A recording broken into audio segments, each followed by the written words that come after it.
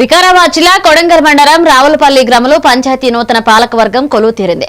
నూతన సర్పంచ్గా దినిగేలి పద్మమ్మ, ఉప సర్పంచ్గా చంద్రకళ, వార్డు సభ్యులు ప్రమాణ స్వీకారం చేశారు. వీరిని పంచాయతీ సెక్రటరీ ప్రమాణ స్వీకారం చేయించారు. ప్రజలు ఇచ్చిన ఈ అద్భుత అవకాశంతో గ్రామ అభివృద్ధికి కృషి చేస్తామని నూతన పాలకవర్గం హామీ ఇచ్చింది. ఈ కార్యక్రమంలో మాజీ మున్సిపల్ చైర్మన్ జగదీశ్వర్ రెడ్డి, గ్రామ పెద్దలు, గ్రామ ప్రజలు పాల్గొన్నారు.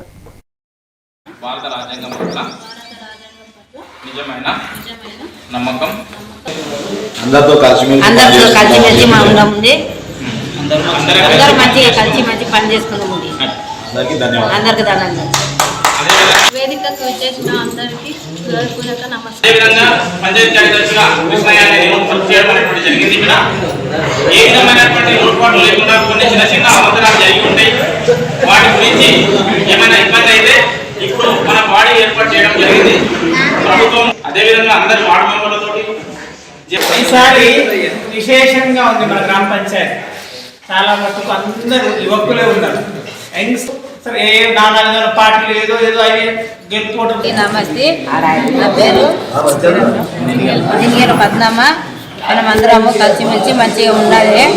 మరి పనులు వచ్చిన పనులు మంచిగా చేసుకున్నాలి.